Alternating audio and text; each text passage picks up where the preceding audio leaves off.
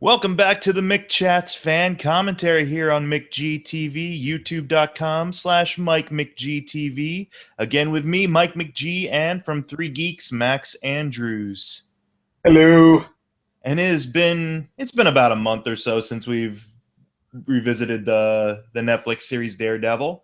But now we got a good reason to kind of play catch up now with these last couple of episodes because the new season is going to be starting in about the next week or 2 weeks. Yeah, 2 weeks, I think. 2 weeks, nice. And we've got a whole mess of trailers that have dropped since the last time we congregated for a commentary for season 2. And Max, you want to talk a little bit about part 1 and part 2 trailers that were dropped? I actually haven't seen the part 2 part yet. Oh. I just now realized that I'm even behind on my trailer watching. Well, in that case, you saw part 1 though, right? Yes. So why don't you share a little bit about part 1, and I'll do part 2 then. All right. Part one's just where we find like Daredevil's chained up to that chimney, right? That part 1, or did I miss something else entirely? I mean, that was part of the promotional stuff, yeah. Okay, so yeah, I'm 100% out of the loop. I apologize. But no, I just wanted to talk about that first teaser trailer they gave us, where you just kind of feel the tension between Daredevil and Punisher. Mm-hmm. But what I'm finding very surprising is the lack of villain. So I'm wondering if they are even like Elektra's there, and she was never really, she's always kind of like wishy-washy as far as like, is she a hero, is she a villain? She can go either way. But yeah, there's no, they haven't teased any villain that I can see yet, and that's surprising to me. Well, that's where part 2 can come into play. Okay, go ahead and ruin it for me. Well,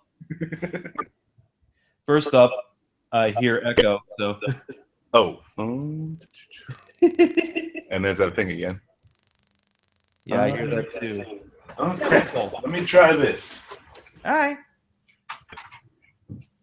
Echo is no bueno. Echo is no bueno. So, while you're working on that, I might as well say part 2, and then maybe this will distract you a little bit too. But Yeah. Part 1 was very Punisher heavy, talking about showed a lot of Punisher and Daredevil actually squaring off. Punisher basically saying the only thing that's separating you from me is one bad day. Yeah, I like that line. Like Kevin Smith said in his Fat Man and Batman stuff, you can't. I just want him to hear him say it once. You can't protect him, Rick. Just to slip into Shane for 5 seconds and then slip out of it just as easily. Yeah, and I'd believe that. But part 2 very much picks up with where the first trailer left off, with Elektra coming to Matt for help or his talents, and what you were saying about an enemy not really being present this season so far. I believe it will be very hand centric. It's going to be the ninja organization from the looks of things, as I guess maybe Elektra's fighting for kind of dominance of that group and needs Murdock's help with it, or they're both kind of on the run from it in a way. But I feel like the hand is gonna, and Stick comes back actually. Oh, nice. So yeah, I definitely got to watch this trailer. Yeah, it's a nice continuation, and it proves that as cool as it will be to have a MCU Punisher in the mix, that it's not going to be solely about him. That there's going to be plenty of other stuff going on as well. And like I said before, I hope it's not a case of this season they're going to really stretch themselves thin and lose a little something in the quality. I hope it maintains that same level of quality while still being able to kind of hold its focus on various outlandish opponents. So, well, I mean, the League of Shadows in the Nolan Bat universe, the League of Shadows, I'd say, is the hokiest part. It's really hard to pull off the secret cabal or the ancient secret cabal of ninjas and have it still be believable. So that's what. So I think that's going to be their hardest part with the show since it's so grounded in like a real setting that to play around with like this secret group of ninjas that nobody's ever actually heard of, then that's kind of rough. So that kind of worries me a little bit, just because like if you look at the Batman films, and there's not really many comparisons you can make, but you look at 1 and 3, they were very League of Shadows heavy, and they were the worst ones. And the second one, which had 0 League of Shadows, was the best one. So that kind of worries me that they're using the Hand as a as one of the main villains. I shouldn't say it upsets me, but makes me nervous. But at least we only have to wait 2 weeks to find out. Yep, it's going to be arriving pretty quick here. But in the meantime, we've only got a couple more episodes to go to kind of wrap up this season. And this is kind of a big episode as well because, as I put in the description, the bromance is over starting this episode. Let's say the honeymoon is over. I mean, it's still a bromance. They love each other. That's why it hurts so much. Mm-hmm. Okay. Well, let's see how both these people deal with this latest revelation that we left kind of on a cliffhanger last time with episode 10 of the first season, Nelson v. Murdock, Dawn of Justice. So make sure, as always, that your Netflix episode is queued up, or hopefully by the time you're listening to this, they've released these episodes on DVD or Blu-ray collected edition. Either way, make sure your episode is queued up at the 0 mark. And once again, we'll do a 3, 2, 1 countdown into the word. The word should be for today, betrayed. Oh, good one. There you go. So I'll count down this one, and you get crack of the next episode. All right, fair enough. And once again, no audio from this show on our part, but just follow along and have a laugh. All right, you ready, Max? Let's do it. All right, here we go. 3, 2, 1. Betrayed by Marvel. Not yet, though. Soft focus into a beat-up face. Yes. Music playing. Yeah, this would be a fine enough drinking game. I think we mentioned this before, but drink every time you see Matt gasping in pain on a sofa. Am I on the right episode? We starting with the funeral? Nope, I'm not on the right episode. I don't know how that happened. Nelson v. Murdock. I'll just wait for you to catch up, but he wakes up battered and bruised from his fight with Kingpin from the last episode, because it was the first time he'd actually physically gone up against Kingpin and got shellacked royally. And that's when Foggy came in to find the man in the mask in his apartment, and the big revelation of, oh my God. Yes, it skipped an episode ahead for some reason on my thing, but yeah, it happens. Well, right now I'm on 1 minute and 20 seconds here. So, all right, well, I got to keep going. It's messing with me right now. Regardless, here we come on to Fat. That's their shipper name right there, Fat. Matt and Foggy. Foggy clearly got the shit job of cleaning up after Matt the night before, and I mean, Foggy's a little husky. I wouldn't call him fat, dude. But calling him out on his crap. Yeah. Here we go. And again, our lovely title sequence. Now, they're probably going to maintain this title sequence for the next season, you think? I think it would be cool if they did something like The Wire, where they kind of change it up just a little bit. It's like the same. That was using an actual song, though, so you could have different covers of it. But it'd be cool to change it up a little bit. Yeah. Let me know when we get to the Daredevil. But I guess that that would be kind of cool, because for right now it's really focused on that particular area, and if they expanded outwards to include new locales that will be utilized in the new season, perhaps, if there are new locales, or if it's still just going to be wholeheartedly a Hell's Kitchen centric world. Because that's one of my main things kind of going into the second season too, is that, yeah, I get Daredevil, he's a neighborhood hero, very much so, but, you know, that neighborhood can start to seem pretty small if you keep just revisiting it over and over. And Foggy was once the lead guy for Nickelback. What's his name? Yeah. I like that look on him though. The soul patch. Can't fault the man for a soul patch. I got soul, but I'm not a soldier. Okay. Careful, we'll get flagged for that. It's less than 10 seconds, right? We can get away with that. Yeah, there we go. It's fair use. It's a clip. The origins of Nelson and Murdock. Yeah. I'm trying to gather, like, did they ever give, like, the timeline for, like, when this is supposed to be in their... I mean, they're fresh into college, I guess, or are they, like, graduate students? I can't remember. I think that they are graduate students by now. Because, like, yeah, at the end of these flashbacks, they're like, you're graduating, unless they just cross a gigantic, you know, they cross all the 4 years in this episode, or the 6 to 8 years in this episode. And here they're kind of being, he's complimenting him on being handsome, and Matt's like, oh. Yeah. He's like, no. I just want your runoff. Yeah, exactly. He's like, that's going to work to my advantage. Because all them broken hearts are going to come a-calling to me. Fall 2010. There we go. I just saw the date. Oh, okay. Yeah.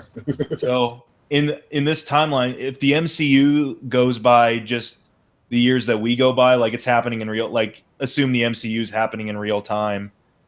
Like at this point, Cap still hasn't been thawed out, and Iron Man just had a lackluster fight in Queens. Oh man! So this is Iron post Iron Man 2, or happening during Iron Man 2. Oh, good God! What a crappy time to be in history. But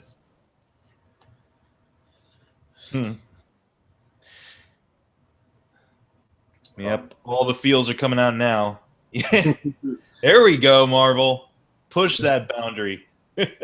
Yep. With one solid gesture, even though I'm sure they've done that before in a Marvel movie. I don't think so. Those kids can't handle that. Yeah, that's something we could probably discuss too, is like how for all of Marvel, the Marvel movie division's emphasis on like, well, we're not going to go the Deadpool route. We're going to stay firmly in the PG-13 territory.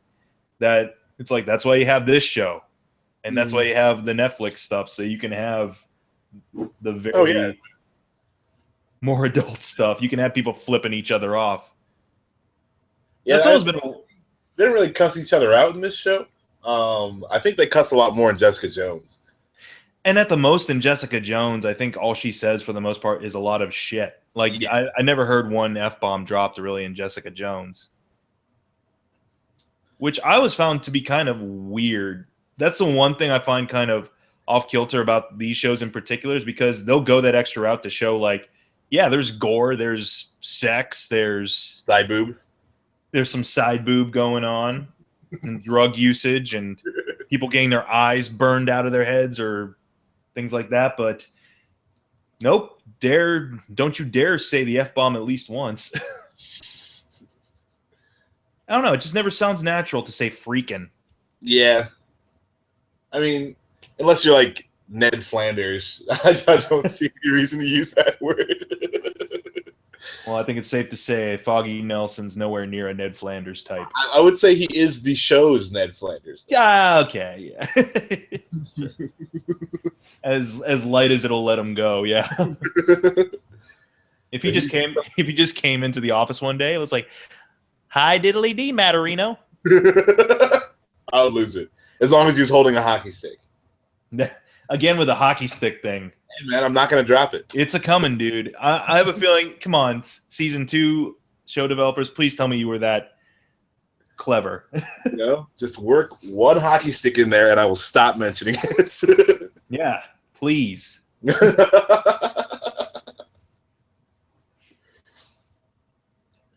Ugh, the most self-indulgent selfie shot ever. Oh yeah. That's not a selfie because he took that picture of her. Okay, the most indulgent. Well, you don't know. She could have it on a timer. That's true. That's true. You've got a good 3 seconds to pose. Like, oh yeah, that seemed like a good selfie. Email it to me. Karen, you lost a couple of respectability points on that one.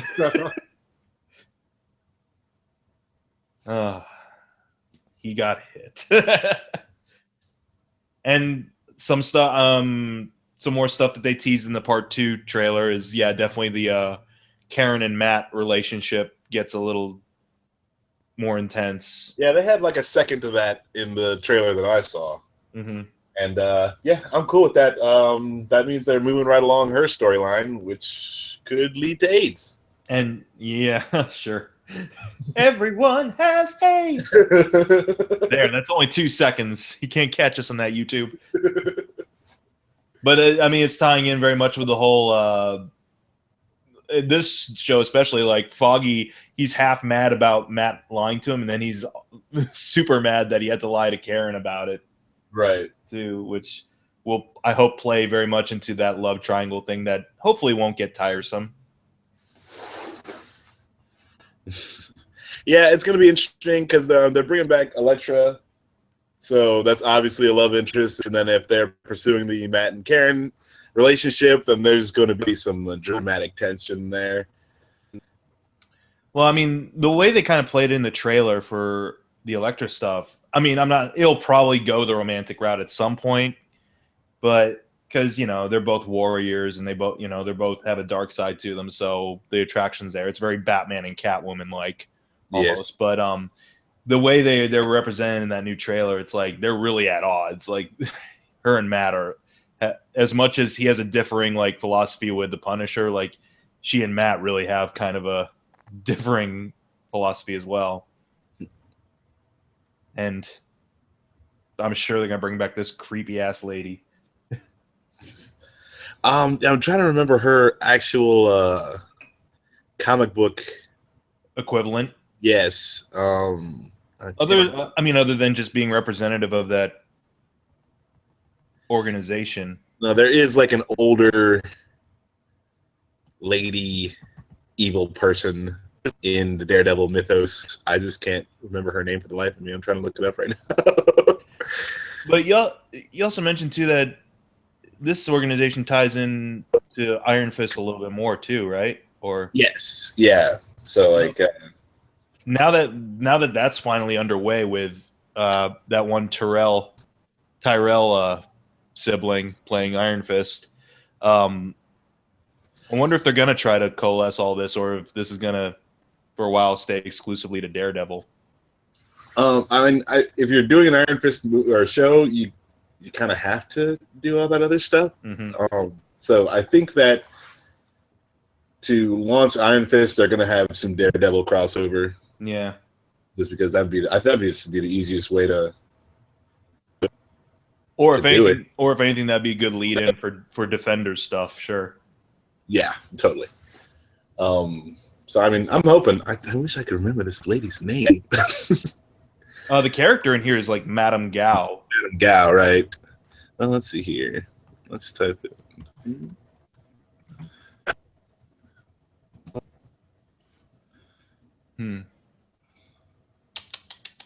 Fisky. You've been a bad monkey. But just spray him with some ectoplasm. Yeah, sorry. The past week I was on the Ghostbusters kick. For some reason, I just had to see a good Ghostbusters movie. I don't know why. But anyways. And again, we mentioned this before, but I'm kind of wondering if at any point, D'Onofrio is going to have some kind of appearance in the next season. Because Even just to have some like correspondence with another like boss or something like that. Like I'd like to have more of these scenes where he's just talking business with somebody. Yeah, and I mean, with as much power as he wields in this season, and just all the controversy at the end of it, I don't feel like they can just leave it alone for a whole season. And I feel like they'd be missing a bunch if they don't have him. Like again, short cameos, just pop in on him. What's going on? What's Vanessa doing to get him out? Things like that. Because surprise, surprise, she gets away. So I mean, like they're not wonder really looking for her. She doesn't really and she just goes. Like it's not. Yeah, she was never really a primary target or anything like that, even. But nah. One thing, I don't know, maybe you can answer this too, but what is kind of the relationship between a character like Punisher and the Kingpin? Like, have their paths crossed as much as with Daredevil, or? Yeah. Easily, you could do Kingpin had Punisher's family murdered. It was supposed to be him, but he lived. Yada yada yada. So I mean that's an easy just write in of the Punisher origin. I'm hoping that's what they do. They don't have to get too complicated with it. Okay, here we go. Madame Gao is actually Crane Mother, who was an Iron Fist villain. Okay. So maybe there's no definite, but she is most resembles Crane Mother, who was an Iron Fist. Okay, villain. So yeah, that's definitely like a strong kind of lead in for that character to get involved in things on a larger scale. Yeah. And you can definitely work of course you'll work in Empowerment. You'll work in Luke Cage, of course, because they're a famous team up, and through Jessica Jones' association with Luke Cage, but also the fact that she could be investigating stuff that leads to that organization. Or I mean, even if like Madame Gao leaves the heroin trade in this season, but who's to say she doesn't come back? And that could be the Luke Cage story where she's more the main villain, one of the more main villains, and you get to introduce a Iron Fist like that. You could introduce him through the Luke Cage show also. That would be kind of cool. Has there been any word on that one on Luke Cage getting started up? I thought they were filming or something. Luke Cage season 1 should be the next thing out, right?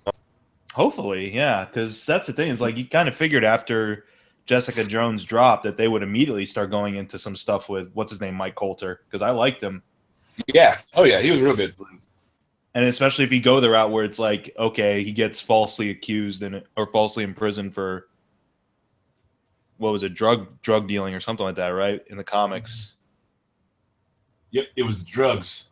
Mm-hmm. Meanwhile, we've been talking over Vondi Curtis Hall. And his wife having a lovely moment, and they have the Notebook moment. We're talking about Chinese syndicates and drugs over this lovely thing about a very, very human couple coping with Alzheimer's. Very, very real hurdle in real life. Yep. Yeah, I mean, I don't know, man. Ever since the Notebook did this the scene, I'm just like I'm desensitized to it. I mean, because I feel like it's been played off 5 or 6 times since then. So I don't know. It doesn't hold as much weight with me, but maybe I'm just a jerk. Yeah, I'm sensing a theme in Marvel properties for talking to your loved ones, sitting at your loved one's bedside as they suffer from Alzheimer's.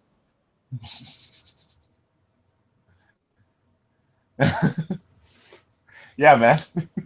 You get you that? Read Alzheimer's comic book?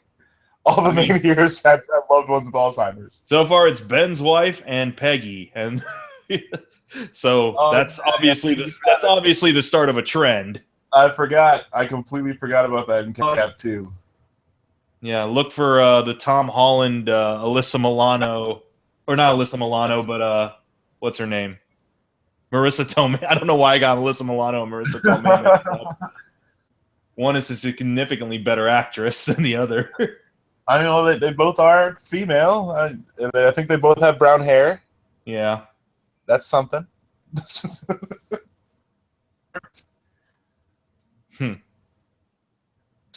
Now, like, I don't know what I would be doing if my best friend just like Aaron. If I found my best friend stabbed up and half dead, and then I found out he was a superhero, Well, and apparently not a very good one. what I found myself doing at that time was funny you should mention that. One time I came home, it wasn't that my roommate was a superhero. It was just that he was really, really, really drunk from gin. So I just got a bunch of paper towels and a bunch of alcohol wipes and Let me see your super suit. I would have been thoroughly unimpressed. yeah, I would have been like, "What is this, Under Armour?" Buy like 30 of these at Walmart on sale. I mean, he has to, right? He has to get those in bulk for the abuse that he takes on them. Which, again, is a kind of a thing I'm looking forward to with the new season, because from some of the stills, too, even his now, superhero suit looks like it's been through a couple of rough spots. Like, his helmet at one point looks like it's been stitched back together. All right. That's kind of a cool thing. Like, he's not it shows that he's not like Cap or like Tony Stark, that he's got, nice prim and polished uniform all the time. And also, like, I wonder how much time they're skipping forward. Yeah. That is kind of if there's gonna be kind of a leap forward with regards to a couple of years or something like that, or if they're just gonna say like, hey, between the time you saw us last April and now, here's what he's been up to. Yeah, however much time passed in Jessica Jones, like, I guess they could say is the time that passed. I don't know. Yeah, we'll see. Well, because at that time too, what's her name? Like we mentioned before, she's working in the hospital still. So obviously, the events of this have transpired, and she's perfectly fine. Right. Aw. I just want to beat your face with a hockey stick. I wish I knew how to quit you. And this is the first time they do kind of drop an Elektra. Yeah. Yeah, they drop her name, and or they don't even drop her name. Just saying some Greek girl. Yeah. Yeah, I thought that was good. That was a nice little touch. It's like, just to let you know, we haven't forgot. Mm-hmm. It reminded me, these scenes especially reminded me a lot of, they did an Ultimate Marvel like limited series, which was Daredevil and Elektra. And it was kind of similar to the idea of like, he wasn't really Daredevil at that point. He was kind of running around in the black suit and everything. And Elektra was seeking like campus justice. They went to school together and everything. And while he was, doing his nighttime activity, she was seeking out justice for one of her friends who was date raped. And their paths crossed even then. So I think it was an Ultimate Marvel limited series. I can't remember. There we go. The Greek girl. What was her name? Doesn't matter. And then you can have a big fat Greek wedding. And possibly a sequel. Yes, many sequels. They just start talking. They just break the fourth wall and start talking to you like, yeah, man. Did you see what we did there? Now you can clearly tell it's 2010 because they were making a Star Wars prequel joke right there. Mm-hmm. Which, again, we were talking about this on the Three Geeks podcast before about having like Stallone in a Guardians of the Galaxy movie. How weird would it be to have someone that they've referenced the series before, like if they happen to mention Star Wars, but then all of a sudden Harrison Ford pops up as somebody else in these movies or in these shows. You think the characters would be able to connect the dots? Yes, I do. I think they would be very surprised to find someone from a galaxy far, far away. Who would Harrison Ford play? Harrison Ford would make Jonah? No. Nah. Might be able to pass him off as Jonah Hex. That's probably your best. Jonah Hex? That's DC, dude. That's Vertigo shit. Yeah, tear that and do that. True. J. Jonah Jameson, Harrison Ford. Yeah. Nah. You know what? I think if J.K. Simmons is alive, you have to have him play J. Jonah Jameson. No, dude. I know this is totally not on Daredevil topic right now, but like he's switching camps. Apparently, he's rumored to be Gordon for Justice League, which is also a good pick. But I feel like he can still do both. Yep. I was reading some article somewhere where they were saying like, why not just go outside the box and make Ice Cube J. Jonah Jameson? Like that was their legit choice, was Ice Cube. And I'm like, You know, I wouldn't be mad at it. Yeah, I think. I mean, Jonah Jameson's whole thing is that he's angry. And yeah, he could do angry. Yeah, it's like, that's pretty much Ice Cube's whole deal. So right here, Foggy ditched the soul patch. But so who would he be right now with the beanie and the long hair? Jay? With what? It's Jay and Silent Murdock. Yes. But for copyright reasons, they went with blind instead of mute. There we go. Let's go to the quick stop, man. Yes, Daredevil and Elektra Ultimate came out in 2002. Yeah, that's it. And was it Bendis who did that run? I want to say it was. Written by Greg Rucka with art by Salvador LaRocca.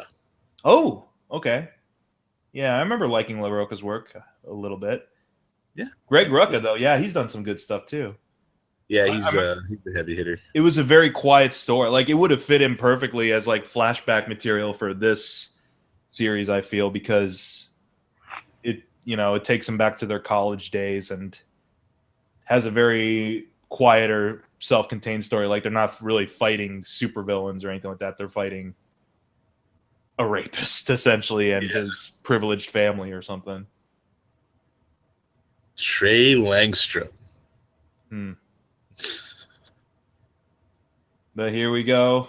Back. And again, I mentioned this before, those cool little details in the newspapers in his office.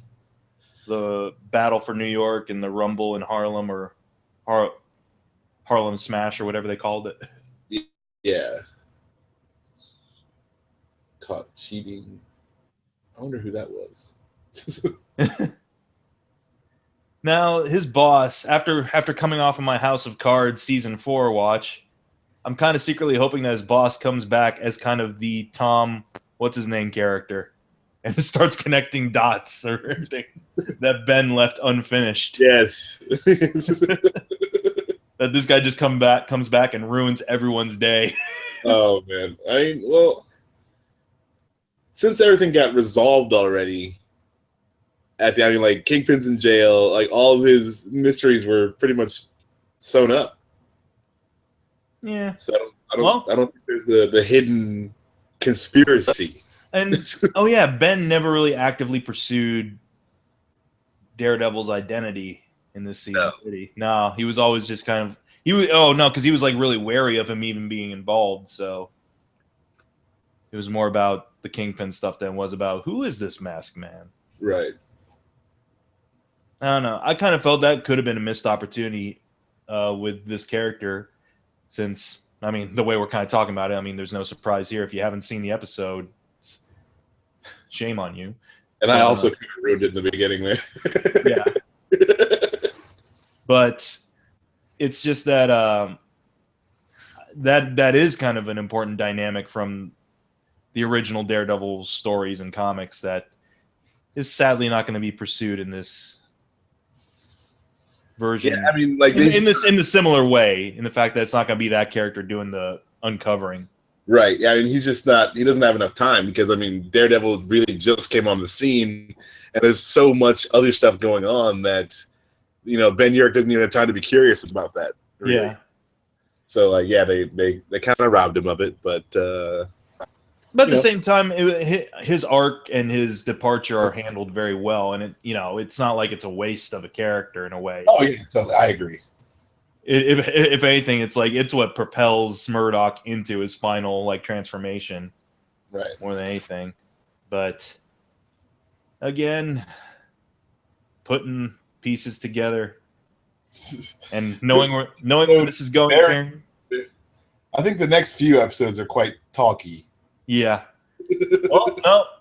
Episode 12 at the very end is not so talky. Well, yeah, but it's full on crazy. But like, yeah, right now, because like Matt's healing up from the supreme ass whooping he received, and they're kind of just bringing in all the other storylines. But now, I just know that now that we know, the trajectory of these story arcs, there's part of me that's always like, Karen, let it go. Just walk away. Just walk away. Walk away while you can right now. This guy's telling you everything. Yep. But, she doesn't even really feel she doesn't pay the ultimate price for it. He does. And it's like, it's not even his fault. Oh, I know. It's like, it's not something they can resolve within the story. It's just me now as an outside viewer being like, Karen, God damn it, let go. Just let it go. But ignorance is not bliss to Karen Page. Nope. Well, what's bliss to her now? It's like what is bliss to her now? She woke up one day and found her coworker dead on her floor. It's like, and then she's almost been killed in jail, almost been killed at her home, almost been blown up. You got attacked on the street. Got attacked on the street and was saved by a dude not with a hockey stick. I know. It would have been so easy to just have a hockey stick right there. So it's like bliss is probably reaching a little bit for her at this point. Bliss right now is a normal Monday where nobody gets killed and nobody gets attacked. Bliss for her is just sitting there being miserable. I guess. Yeah. I'm trying to remember where exactly that building is. Again, like as I rewatch these episodes and so forth, I'm trying to pinpoint locations a little bit better. Like to be like, is that really in Hell's Kitchen or not? Like, I love Owlsley. I hope they have some voice of sarcasm in the next one, just because you burned him alive. Christ, like, was that fucking necessary? Yep, that is true. It's like when you got extremes like Frank Castle and the Hand and stuff coming to town next time, there's not going to be some character that kind of calls everyone out on their extremist attitude. Aside from, like Foggy, but I mean, he's a good guy. I feel that is kind of a necessity, is to have someone in the bad guy camp who's even at that time being like, that's a little much. So we're trying to take over the world now, huh? I guess. I just want to make money. Seems a bit excessive. I don't even. No, whatever, dude. To hell with your love life, man. I just want to make a good illegal buck. If a man can't make an illegal dollar in America, what is this world coming to?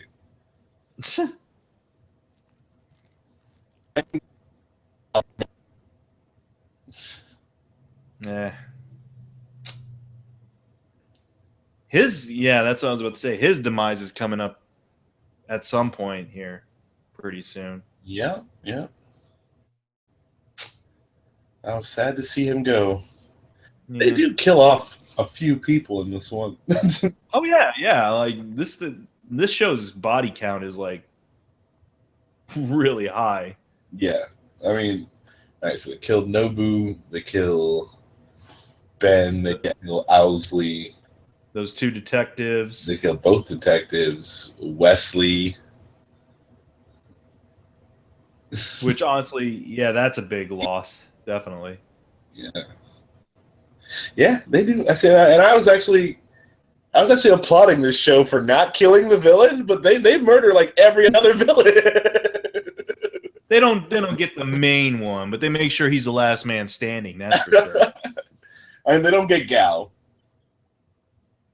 She just disappears into the sunset.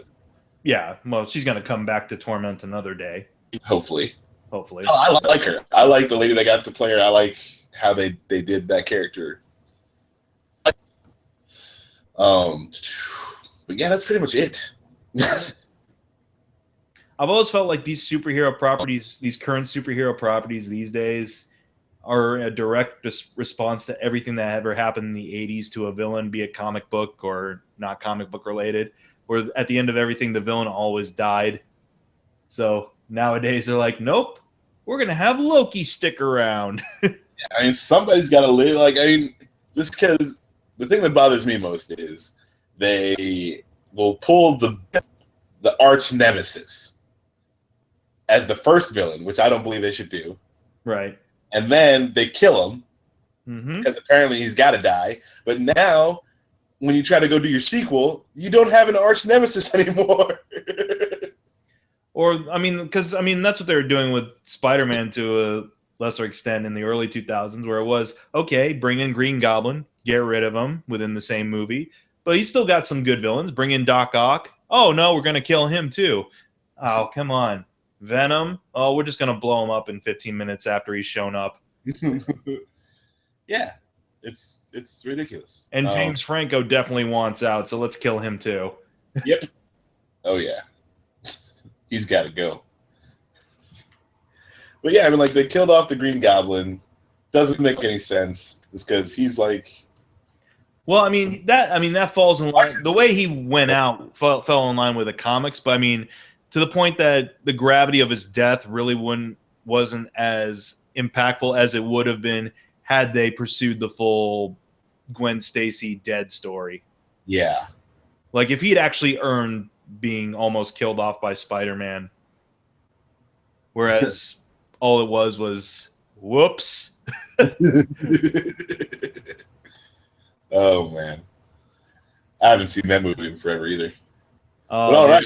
Nelson and Murdock in their lawyery purgatory. That's right. Yep. They're kind of purgatory internship. Assessing, like, do we really want to be working for this kind of cold, unfeeling larger corporation or larger firm? No, we want to be out there in the streets making a difference. Mm-hmm. Take that pro bono work.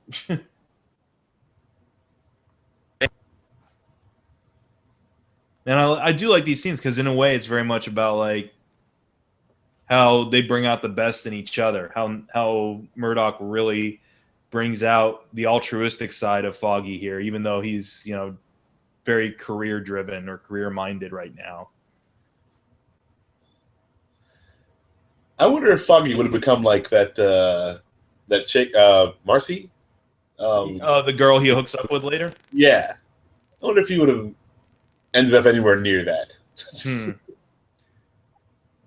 Possibly or not. Yeah, that's what I kind of like about this flashback stuff too. And you see how the relationship is formed. Is that like, man, imagine what either one of these guys would have been like without the other in their life.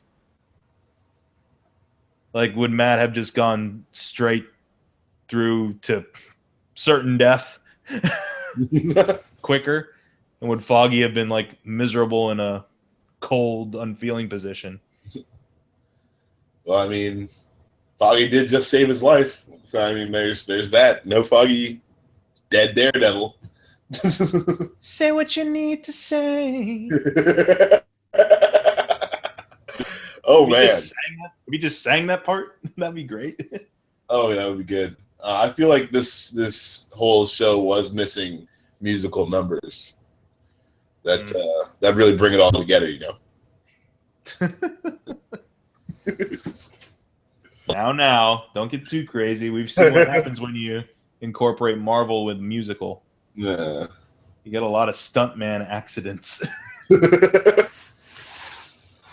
Oh, yeah, this is the kind of dual, this trip serves dual purpose. Yes. Yes, because this is where honestly, this is where stuff just starts getting really shitty for Ben. Because this move right here sets off a whole thing with Fisk, and Yeah. I mean, they shake this tree, and the repercussions are immense on both sides, really. they shake this tree, and that big bald gorilla goes ape shit.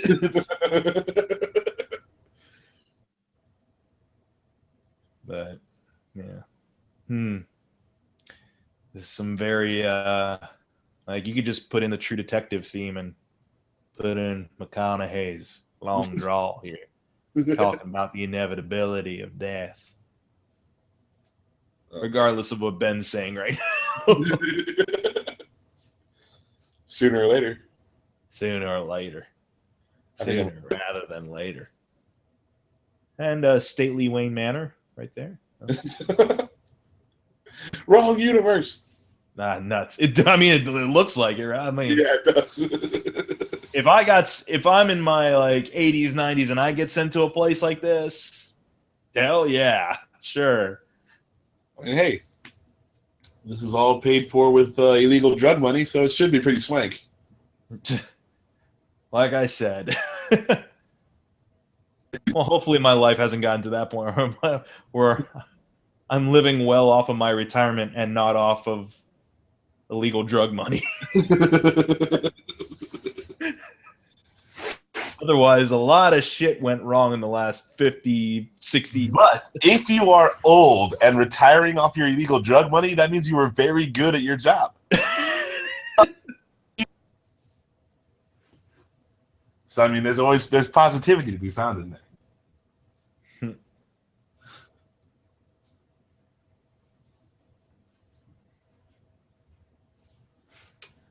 Yep.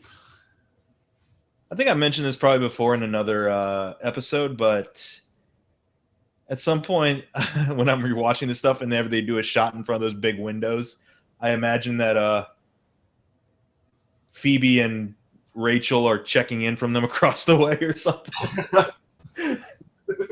Phoebe, Chandler, and Rachel are just looking across. It's like, oh, that gay couple across the way is having a fight. I think that one guy can't see. Even.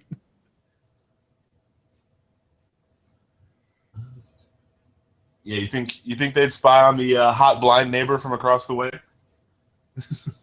Oh, we should. Yeah. Meanwhile, Matt's talking about all the horrible shit he hears. Ugh. We're having a good laugh while he's talking about a father doing very not good father things. No, that bastard. Ugh. And again, it's that line where Mickey Mouse is like, "Oh, you can mention it, but take it easy, fellas." Oh, here we go. Here's some action in this episode. Finally, Drinking. yeah, man. That guy drinking.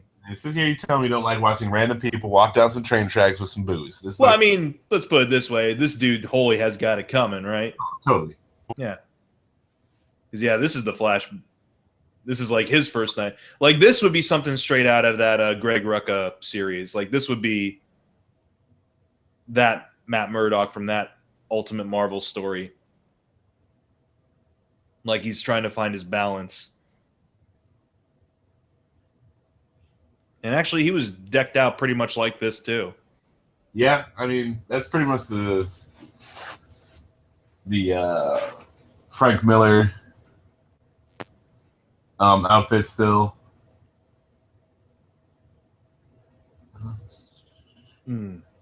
Just love it. It's just brutal. Blood dripping off his hands. Something else I just noticed too is because of the fact that this is probably a darker skewed show than something like Agents of S.H.I.E.L.D. or Agent Carter or any of the Marvel movies. This is the most Zack Snyder-y looking Marvel product I've seen so far. Really? You think so? Yeah. Like I wouldn't even go into the Nolan stuff because the Nolan, there's still the Nolan like style is very kind of muted, whereas with Snyder, even though there is like darkness and kind of a muted of colors and so forth, there's still some vibrant, visuals on display. Yeah, I'd agree with that. That's all. I mean, this is far better than the Zack Snyder stuff, I feel. But I mean, like the action's way less. I mean, it's all obviously choreographed, but less stylized. mm-hmm. I want to say, and then I think they definitely benefit from that. Yeah, but, I mean, I see what you're saying though. As far as the feel of it, like you could definitely. Yeah, I'm mainly going off of like the color palette, right, for the most part, because it's like That could. If this is a Nolan thing, this would be very duller colors. It wouldn't be quite as enriched. Yeah, just in the picture quality itself. Whereas with Snyder stuff, even if he is going for like say that muted Superman blue color, at least you can kind of tell it's blue and it's got some kind of vibrancy to it. Yeah, I mean, I would even compare that scene to the back alley scene in The Watchmen. Yeah, definitely. Yeah, that's it. Like it's very grounded in reality, but it's this weird kind of hyper reality that they can get away with here.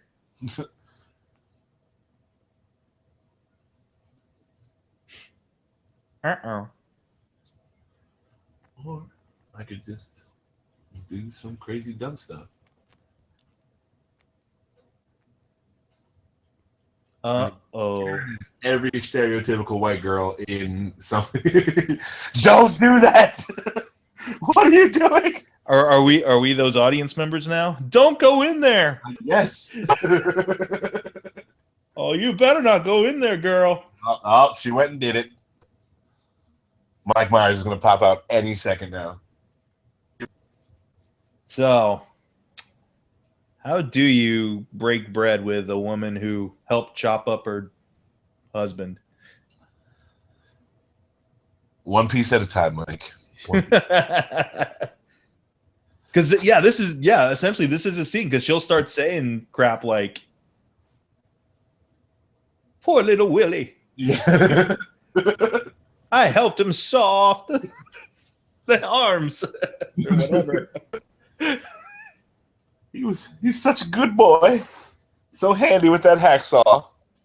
And the hammer. Yeah, he's real good with the hammer.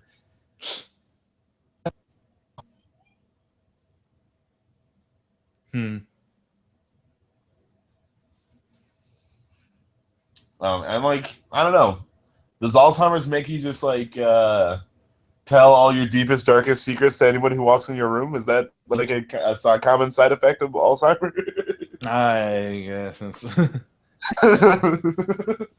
Oh yeah, let me tell you about the time that me and my son murdered my husband and chopped him up and threw him in the river. I mean, people do get easily confused and everything and so forth. So they would. I can believe it. That yeah. Fair enough. If you ingratiate yourself very closely to them in that sense that they would be, any semblance of trust issues they would have remaining would kind of dissipate pretty quick.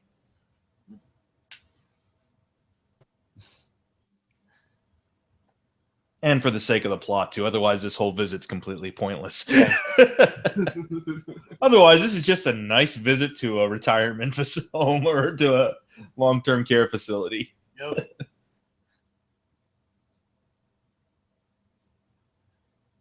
Except for that one time where he bashed my husband's head in with a hammer. Wilson! Oh, sorry, different Wilson. Hey, how much more funny would it be if Wilson Fisk just turned out to be the beach ball or the volleyball with the painted hand?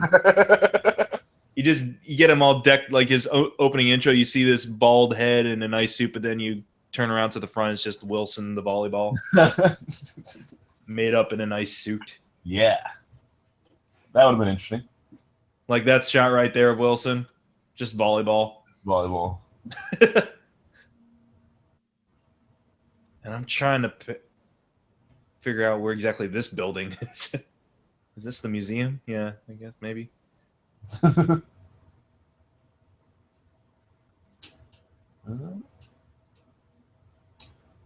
I might have mentioned. I say this a lot. I might have mentioned this before, but altruistic Wilson Fisk. I mean, it's pretty. I mean, it's good acting on. It's great acting on D'Onofrio's part, but at the same time, it's like, come on, people. You got to have some kind of vibe that this guy isn't just one gigantic teddy bear. Yeah, but he's so rich. He's so rich. That's fine. Especially when his subordinates and people around him have that face going for them. Yeah. Where you have people like Owsley being like, harumph. This guy's BS again. But to be fair, I think Owsley thinks everybody's BS is BS. Wilson Fisk probably more well liked than Owsley at this party. Yeah. And people have technically only really known about him for what, a month or so right now, right? Right. Yeah, they haven't got to know the real Wilson Fisk. You know, the dude who likes to smash people's heads into the car doors and light ninjas on fire. Yeah. They're probably more familiar with Owsley and being like, oh, this old fart. Yeah. Crocs. Look at him. Gas bag. Taking 2 champagne glasses. Oh, he's giving one. Okay, well.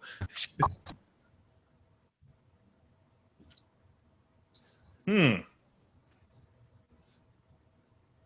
senator dealing with scrupulous people? If he just whispers in his ear, "Hail Hydra," that'd be sealing the deal. I'm so glad they didn't even touch that with a 10-foot pole. I'm kind of sick of Hydra being at the bottom of everything. Yeah, how much would it wreck this show's credibility if at one point Owsley's just like, "Hail Hydra," into someone's ear? I'd be like, damn it.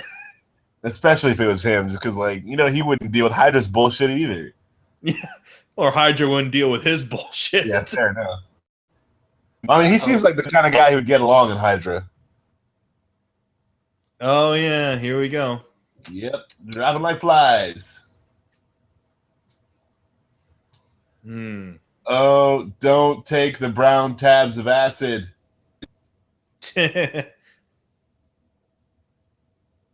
Well, she falls extremely more graceful than those people did. Well, I mean, Yeah. that's just the level of class she has. She's like, I'm not going to faint, like, by just plopping on the ground. She's like, not in this dress. Are you kidding me? Yeah, she is rocking that dress, though. Now, this was something that they kind of took from the comics originally, too, was that Vanessa at times, sometimes she'd be bedridden, sometimes she wouldn't be. Right? Yeah, I mean, like, they cemented her, like, you know, as Wilson Fisk's great love, but then they never really did anything with her, so she was kind of like damsel in distress. I know in the when Kingpin showed up in Ultimate Spider-Man run that it was like she was terminally ill with something, and that was, he kind of kept her sequestered away and only came to visit her when he was feeling depressed.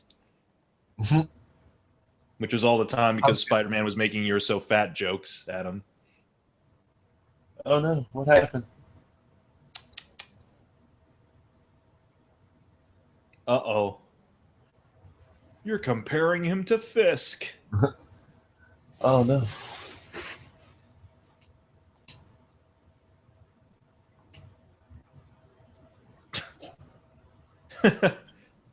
Misspelling Hanukkah is a mistake.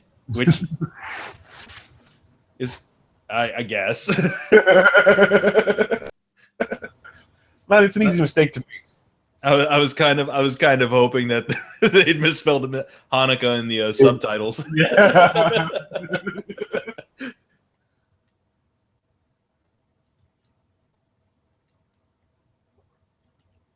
Oh. And like, here's the deal: is like, yeah, this could have been your typical like, oh, they're not going to be friends for a while, okay, but then they'll reconcile at some point. But with this, it's like the feels on this. Yeah. Like that Matt's I love the fact that Matt's not totally just brushing aside this friendship for the sake of the mission. Like, Batman would totally do that. Batman would be like, dude, whatever, screw your feelings. I got work. In case you didn't know, I'm fucking Batman. Like, that's But with this, like, it's more important than everything. But yeah, Matt Murdock, he's got a heart. He feels for the people around him. And it shows. It takes a toll on him. And I really like that too. That like that whole interaction. It's not just Matt being stoic and Foggy being the one kind of pouring out his heart. That Matt's visibly hurt and shaken by this.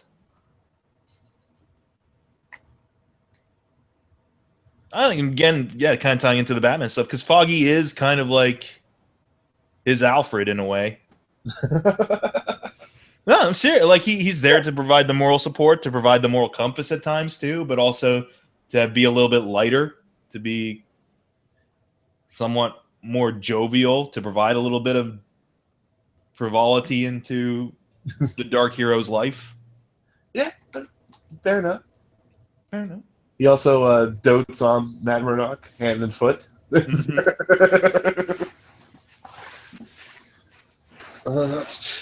Hasn't had to make him dinner yet or anything like that, so that's.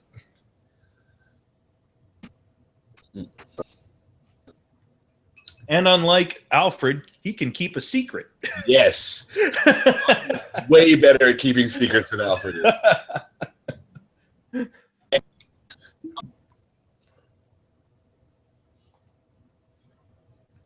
Is this where they get the start to for that drink where he needs to finish the eel or whatever? Yeah. And then, after this, he seeks out that lady. Goes to have revenge sex. Yeah. Angry. I'm mad at my best friend sex.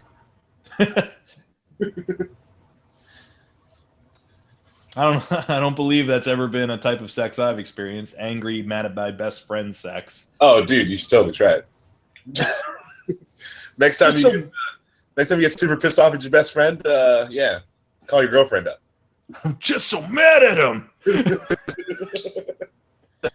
All right. So on that note, we will be back perhaps with episode 11, Path of the Righteous. Yes. All right. See y'all in a bit. Peace.